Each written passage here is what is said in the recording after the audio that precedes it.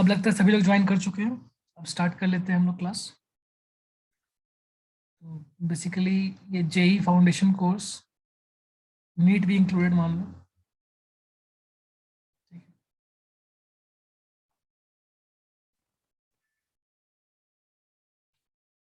आज हम लोग स्टार्ट करेंगे विद फिजिक्स।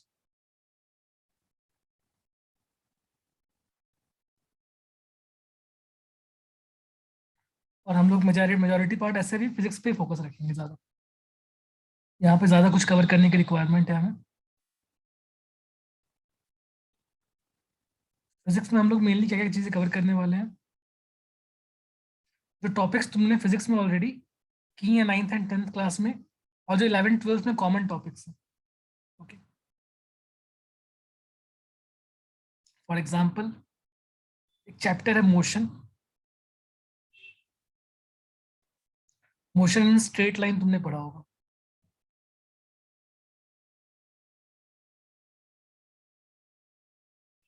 या फिर काइनेमैटिक्स भी कहते हैं उसको।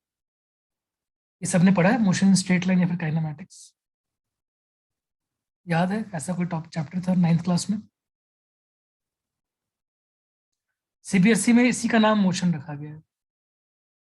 अगर तुम किसी इंस्टीट्यूट का एडमिशन टेस्ट देते हो जहां मोशन लिखा हुआ मिलता है, तो motion stands for this, motion in straight line या फिर काइनेमैटिक्स। ओके, ये मेनली क्या क्या चीजें थी इसके अंदर, कुछ सब टॉपिक्स याद है इसके, इसमें क्या क्या स्टडी किया था तुमने?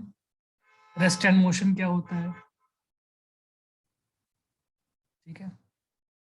डिस्टेंस डिस्प्लेसमेंट क्या होता है, ये सारी चीजें यहाँ पे इस चैप्टर के अंदर आती है। रेस्ट एंड मोशन, डिस्टेंस क्या होता है, डिस्प्लेसमेंट क्या होता है,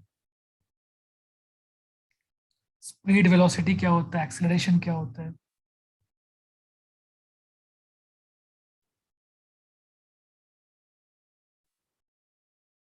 ओके, और साथ में कुछ होता है एवरेज वेलोसिटी, इंस्टेंटेनियस वेलोसिटी।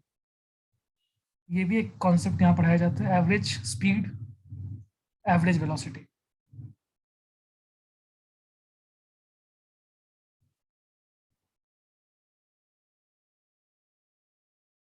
और यहाँ जो मेन तुम्हारे पास इक्वेशंस आते हैं तीन, v equal to U plus A T, S equal to U T plus half A T square, V square is equal to U square plus two A S.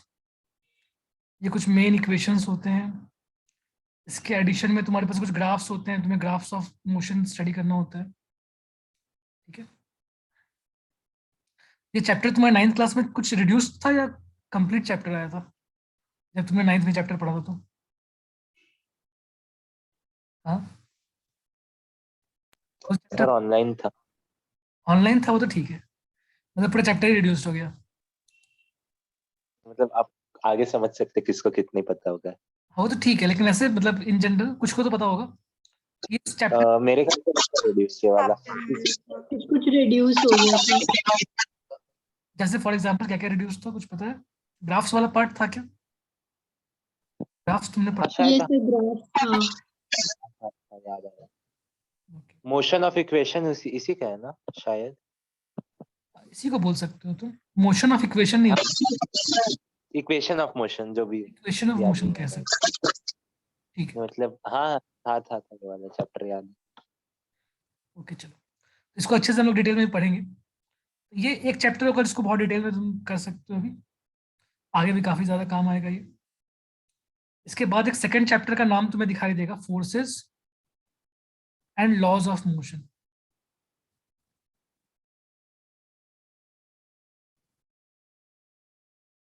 जिसमें Newton's laws के बारे में study किया जाता है, ठीक है। इसको हम लोग कवर करेंगे, तीन laws, first law, second law, third law. अलग अलग टाइप के फोर्सेस की यहाँ पे बात होती है। कौन कौन से टाइप के फोर्सेस की बात करते हैं इसके अंदर? कुछ टाइप ऑफ फोर्सेस याद है क्या? मेजर तो contact force, non contact force कह सकते हैं हम लोग। उसके बाद tension, normal reaction, friction, gravitation.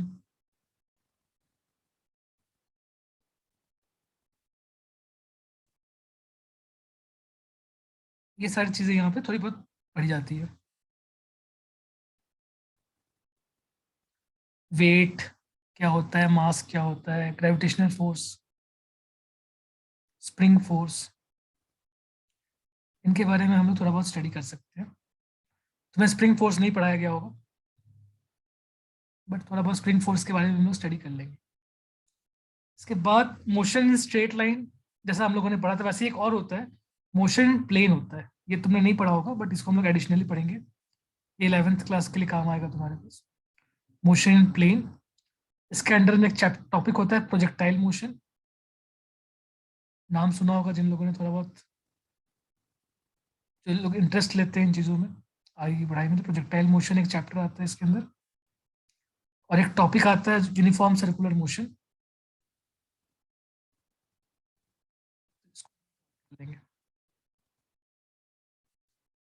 Uniform circular motion.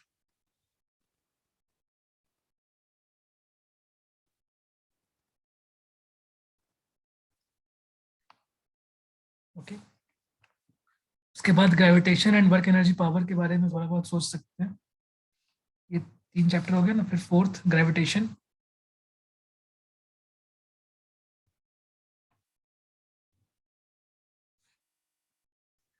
Work energy power,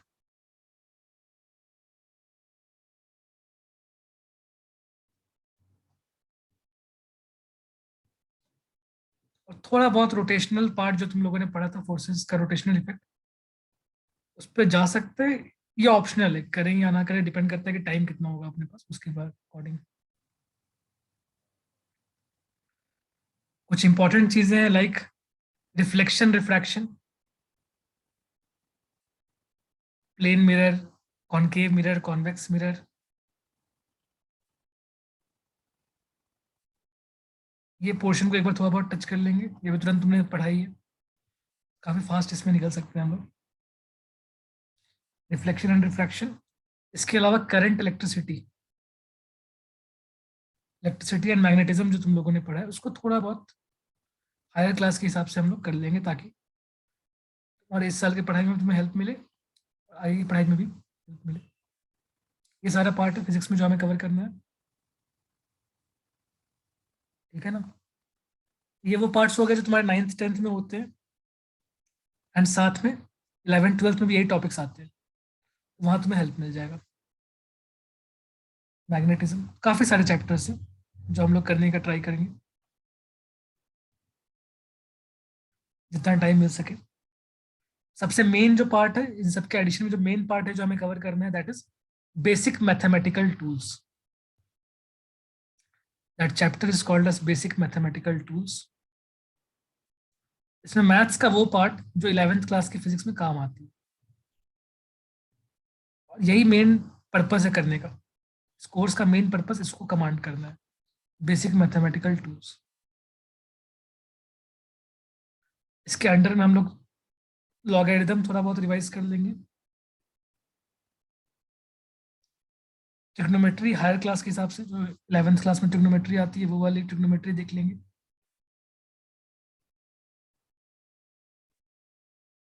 okay, calculus एक पार्ट होता है मैथ्स का, डिफरेंशिएशन इंटीग्रेशन वो करना होगा हमें, और वेक्टर अलजेब्रा करना होगा।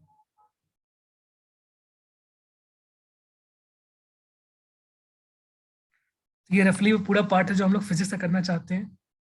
टाइम हमारे पास 2 से 3 महीने का होगा। देन ये हम लोग करने की कोशिश करते हैं।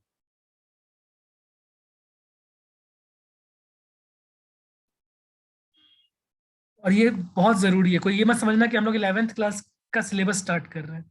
It is like a bridge, ठीक है। You can call it as a bridge between जो 9th 10th जो तुमने पढ़ा है और जो 11th 12th में तुम पढ़ने वाले हो। ये कहीं उसके बीच की चीजें हैं, बीच में मिसिंग चीजें हैं जो हमें कवर करना है। इसके बिना यहाँ जंप करना डेंजरस हो सकता है। इन दोनों के बीच का रास्ता कवर करेगा ये ब्रिज, ठीक है। Is not actually a part of 11th, not actually a part of 9th, but कहीं उनके बीच में ये चीजें लाई करती हैं, जो 9th में पढ़ाते नहीं और 11th वाले एक्सपेक्ट करते हैं कि तुम्हें आना चाहिए। ये ऐसी चीज है। एक होता है ना, एक मीम चल रहा है बहुत, 9th क्लास के पढ़ाने के time, you will study this in higher classes, और हायर क्लासेस वाले तुमने को इतना भी नहीं पढ़ाया, ये तो तुम्हें आना चाहिए। ये सारे वैसे वाले टॉपिक्स हैं। ठीक है, बेसिक से स्टार्ट करते हैं।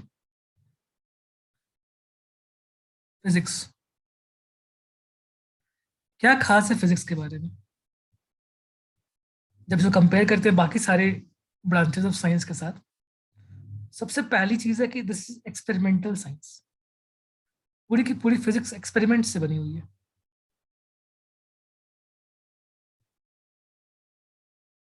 एक्सपेरिमेंटल साइंस, जो तुम्हारे डेली के ऑब्जर्वेशंस हैं, जो लॉज ऑफ नेचर है, तुम अपने आसपास की चीजों को ऑब्जर्व करते हो,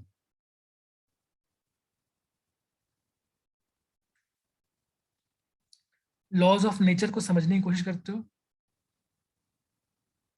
और फिर इसके बेसिस पे या तो तुम प्रिडिक्ट करते हो कि आगे क्या होने वाला है, या फिर तुम कुछ नया इन्वेंट कर रहे हो।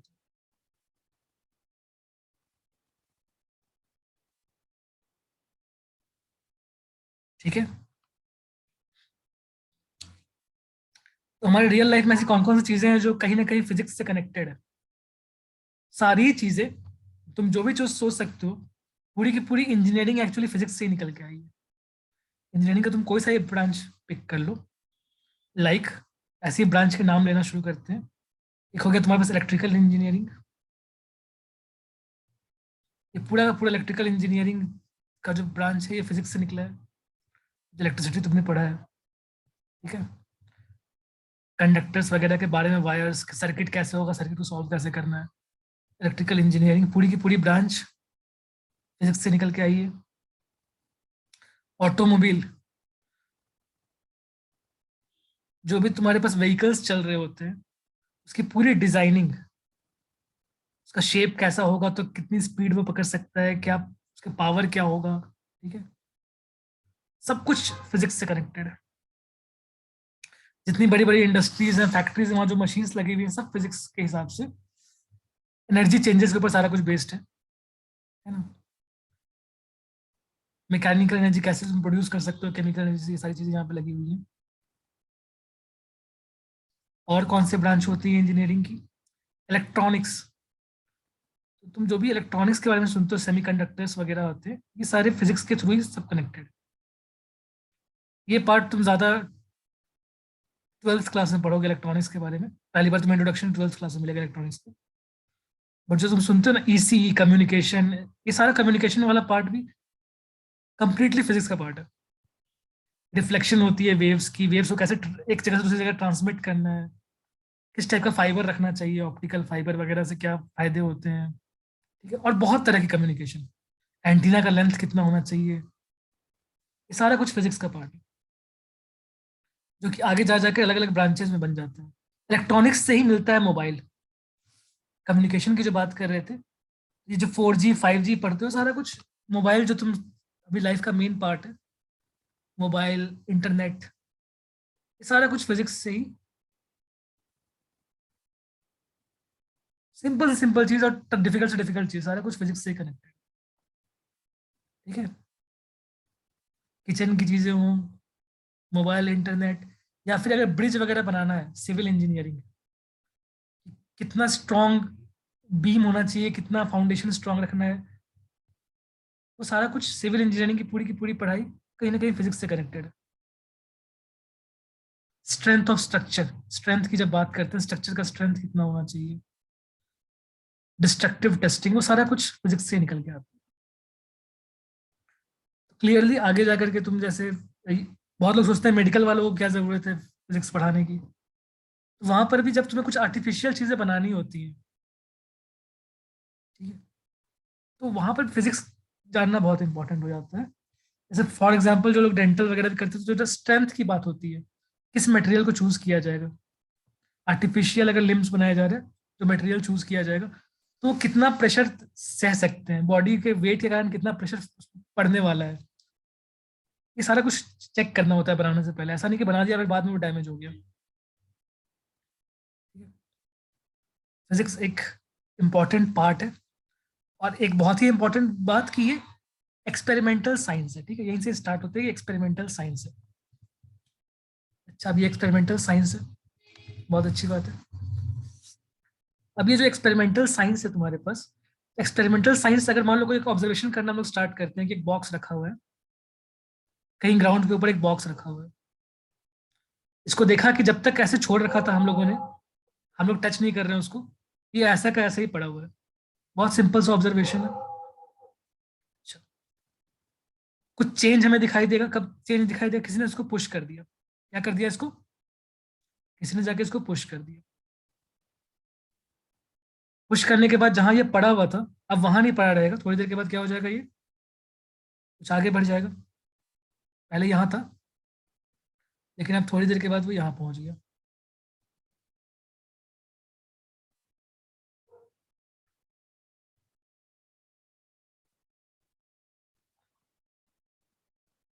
तो हमारे पास दो चीजें आई जो हमने ऑब्जर्व किया, इसको हम लोगों ने कुछ नाम दिया। क्या हो गया इस बॉक्स के साथ? The box has changed its क्या? Has changed its position. Has changed its position.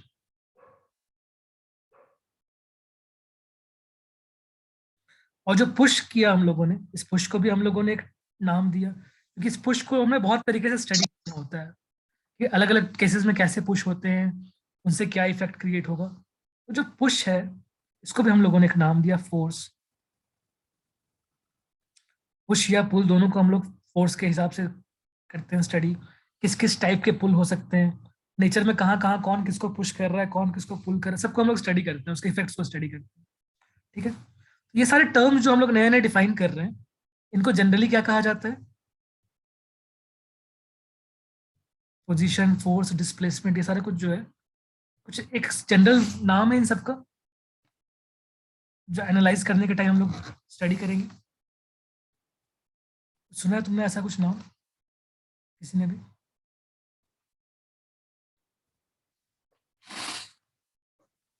बता दो। लाइक ये जो position, force, distance, displacement, speed, velocity, इन सब के लिए कोई कॉमन नाम है क्या? इस नाम से इन सारे टर्म्स को हम रेफर कर सकते हैं। All these terms are called as physical quantities. Physics को स्टडी करने के टाइम बहुत सारे ऐसे टर्म्स पढ़े जाते हैं, इनका एक कॉमन नाम दिया जाता है फिजिकल क्वांटिटीज।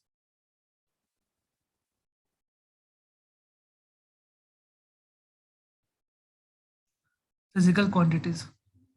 सत्यम ने आंसर दिया था, बट सत्यम के आंसर को मैं मानूंगा नहीं, क्योंकि शायद उसने वीडियो देखी रखी है, कहीं पे कोई क्लास की वीडियो ऑलरेडी देख रखी है उसने। फिजिकल क्वांटिटीज सत्यम पहले से ये पता था या उस वीडियो में देखा था?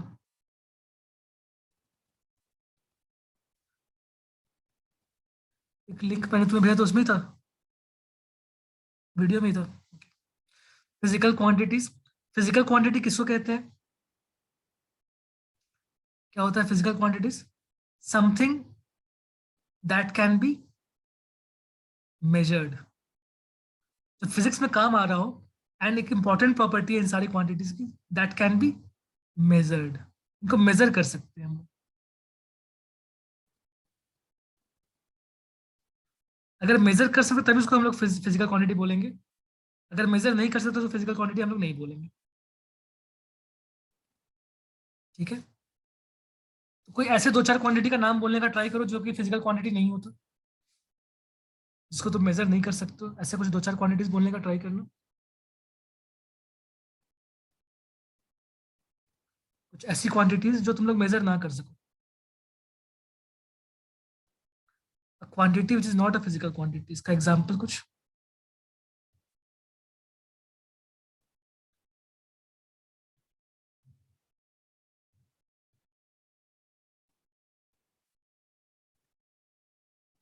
Quantity which is not a physical quantity,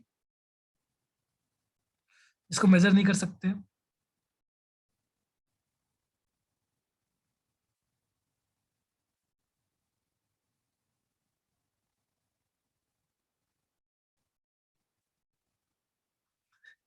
very good Shivansh. लेकिन ऐसी चीजें जो एग्जिस्ट करती है उसके बारे में बात करना है, जो होती है बट मेजर नहीं कर सकती। तुम तो काल्पनिक चीजों का नाम लेने लगे, ये तो एग्जिस्ट ही नहीं करता। हाइपोथेटिकल सिचुएशन था। हाँ, बहुत ज्यादा हाइपोथेटिकल हो गया। शिवांश का रिप्लाई था नवनीत की मर्दानगी। तो ऐसी चीजों के बारे में बात करना है जो एग्जिस्ट करता है बट हम लोग मेजर नहीं कर सकते।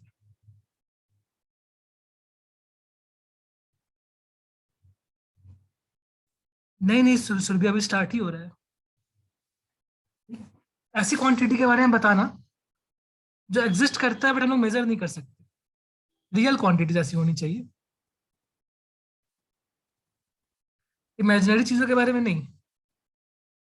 भूत का भूतियापा, ऐसी चीजें, ऐसी चीजें नहीं बताना जो रियल लाइफ में होती हैं बट उसको मेजर नहीं कर सकते।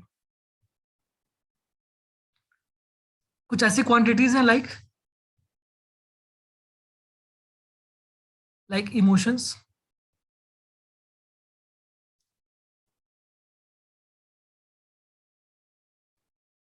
किसी की खुशी बहुत ज्यादा हो रही हो, किसी को ठीक है दुख हो रहा है, हैप्पीनेस, सॉरो, लव, ये चीजें मेजर नहीं की जा सकती है, ये फिजिकल क्वांटिटीज में नहीं आएंगी।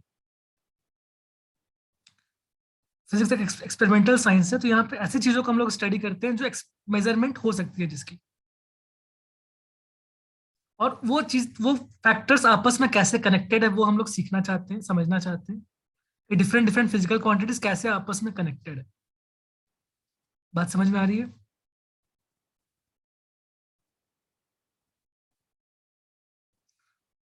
ओके, हैप्पीनेस, सॉरो, लव,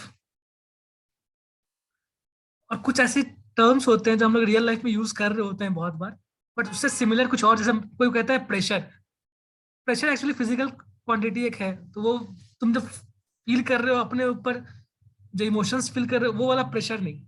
या स्ट्रेस कोई कह रहा है, स्ट्रेस नाम का एक फिजिकल क्वांटिटी एग्जिस्ट करता है, तो वो एग्जाम्पल यहाँ नहीं लिखेंगे हम लोग। ठीक है, प्रेशर और स्ट्रेस यहाँ पे नहीं लिख सकते, इस नाम के कुछ फिजिकल क्वांटिटीज पहले से है।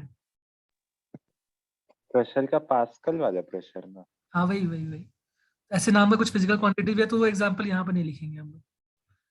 हैप्पीनेस, सॉरो, लव, ठीक है।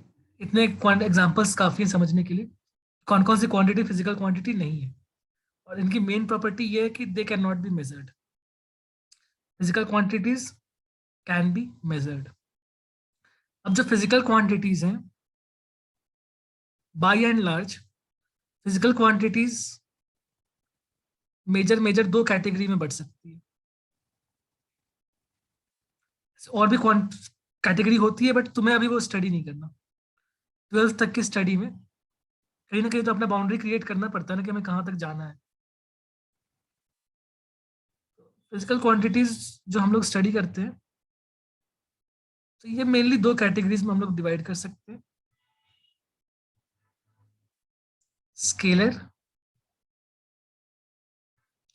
And vector. Scalar quantities, vector quantities. Scalar quantities and vector quantities, ठीक है। टेंसर क्वांटिटीज नाम की भी कोई चीज होती है बट वो हमारे काम की फिलहाल 2 साल में तो आने वाली है नहीं, तो जबरदस्ती क्यों परेशान होना है। Physical quantity, scalar and vector. अब स्केलर एंड वेक्टर होता क्या है? हमारी पहली समझ स्केलर एंड वेक्टर की जो बनती है, वो बनती है from the concept, basic concept. Motion chapter में जो हम लोग कॉन्सेप्ट पढ़ते हैं वहीं से बननी स्टार्ट होती है। हमारा पहला जो इंट्रोडक्शन होता है स्केलर वेक्टर के साथ, वो मोशन चैप्टर के अंडर में होता है। जितने भी क्वांटिटीज, जितने भी क्वांटिटीज डिस्टेंस के टाइप की होगी उसको हम लोग बोलेंगे स्केलर। जितने भी क्वांटिटीज डिस्प्लेसमेंट के टाइप की होगी उसको हम लोग बोलेंगे वेक्टर्स। डिस्टेंस एंड डिस्प्लेसमेंट क्या था, उसमें ऐसा क्या खास था, वो देखना शुरू करते हैं। जितने भी क्वांटिटीज डिस्टेंस के टाइप के उनको हम लोग स्केलर बोलेंगे, और जितने भी क्वांटिटीज डिस्प्लेसमेंट के टाइप के हैं उनको हम लोग वेक्टर बोलेंगे। इनमें क्या खास है, इनको कैसे ऑपरेट करती है, सारा कुछ हम लोग सीखेंगे अभी आने वाली क्लासेस में। कैसे इनको ऐड करना होता है, कैसे इनको सब्ट्रैक्ट करना होता है, कैसे मल्टीप्लाई करते हैं इनको। बिल्कुल अलग अलग टाइप की क्वांटिटीज है, इनकी पूरी कहानी ही अलग है। ठीक है, कैसे इनको लिखना होता है, कैसे इनको ऐड करना होता है, वो सारा कुछ अलग है। Some of the physical quantities are like distance, they are called as scalar. Some of the quantities behave like displacement, उनको ऐड करने के रूल्स वगैरह डिस्प्लेसमेंट टाइप के ही होंगे, they will be called as vectors. ठीक है, इतना समझ में आ गया। स्केलर वेक्टर दो कैटेगरी है, कोई प्रॉब्लम तो नहीं यहाँ पे। सारी फिजिकल क्वांटिटीज दो मेन कैटेगरी में बढ़ जाती है। फिजिकल क्वांटिटी होती क्या है, something which can be measured. अच्छा, अब बातें तो कर ली हम लोगों ने इनके बारे में, जरा एक बार डिस्टेंस डिस्प्लेसमेंट क्या होता है समझने की भी कोशिश करते हैं, इनमें फर्क क्या है, और फिर स्केलर वेक्टर को प्रॉपर डिफाइन करेंगे। इसके लिए हम लोग आते हैं अपने चैप्टर पे, जो 9th क्लास में एक चैप्टर होता है हमारे पास, मोशन। ठीक है, और स्टार्टिंग हम लोग मोशन इन स्ट्रेट लाइन पे ही बात करना शुरू करते हैं। मोशन इन स्ट्रेट लाइन, एक स्ट्रेट लाइन में कोई ऑब्जेक्ट अगर मूव कर रहा है तब उसकी क्या कहानी होती है, उसी से हम लोग शुरू करते हैं समझना।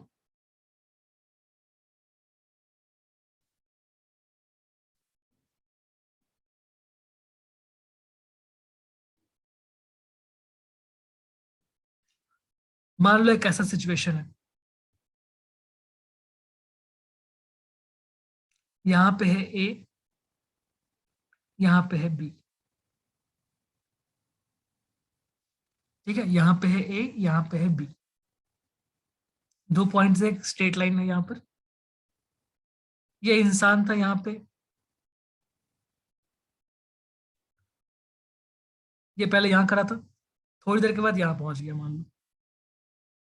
तुम क्या बोलोगे कि इसका मोशन हुआ है या नहीं हुआ है, क्या बोलोगे? टी इक्वल टू 0 पे यहाँ था, स्टार्टिंग के टाइम पे यहाँ था, थोड़ी देर के बाद मान लो 1 सेकंड के बाद ये यहाँ पहुंच गया। घड़ी में टाइम गुजर रहा है और ये 1 सेकंड पे यहाँ पहुंच गया। क्या बोलेंगे, इसका मोशन हुआ है या नहीं हुआ है? ही हैज मूव्ड और नॉट? Yes, sir. तो मोशन का मतलब क्या हुआ, अगर पोजीशन में चेंज हुआ है, if position is changing with time, उसको हम लोग बोल देते हैं कि मोशन हुआ है। If position is changing with time,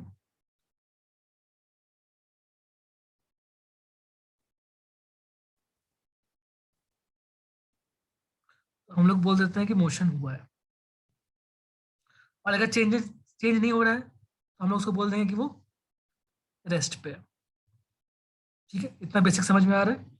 अगर पोजीशन में चेंज नहीं हो रहा है विथ टाइम तो उसको बोलेंगे रेस्ट पे, अगर पोजीशन में चेंज हो रहा है विथ टाइम तो उसको बोलेंगे कि मोशन में।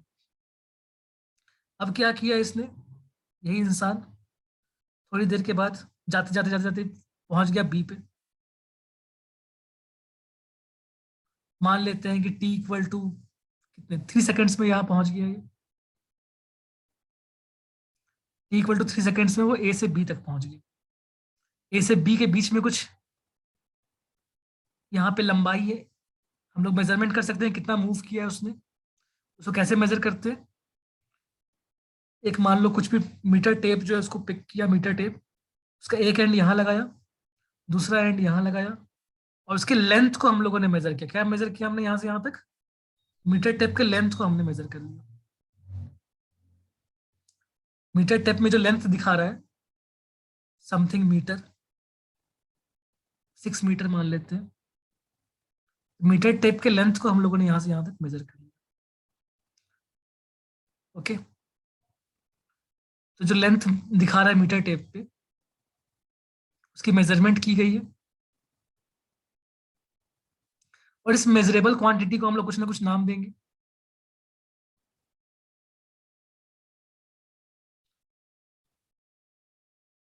सही है बात? हम लोगों ने पहले नाम दे दिया डिस्प्लेसमेंट। हमने समझा कि पोजीशन चेंज होता है, उसको हम लोग बोलते हैं मोशन। हमने एक नया टर्म निकाला डिस्प्लेसमेंट, उसको हमने बोला चेंज इन पोजीशन। कितना चेंज हुआ है पोजीशन, उसको हमने बोला displacement, change in position.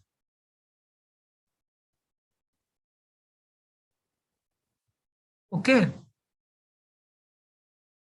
Displacement, change in position.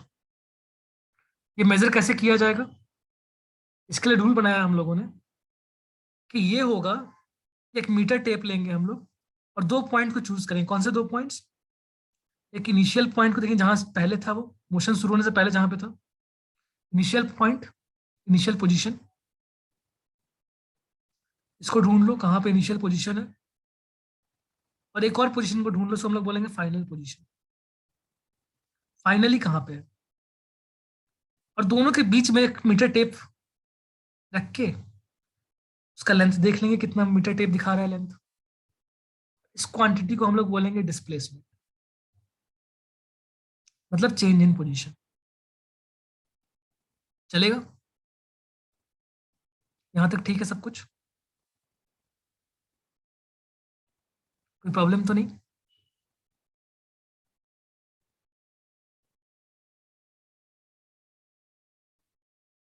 ठीक है ना? अब इस क्वांटिटी में प्रॉब्लम क्या थी? ये क्वांटिटी हमने रख तो लिया, बट इस क्वांटिटी में एक तकलीफ आनी शुरू होगी। तकलीफ कुछ ऐसा है, यहां तक हो गया सब कुछ? किसी ने कुछ पूछना है या आगे बढ़े?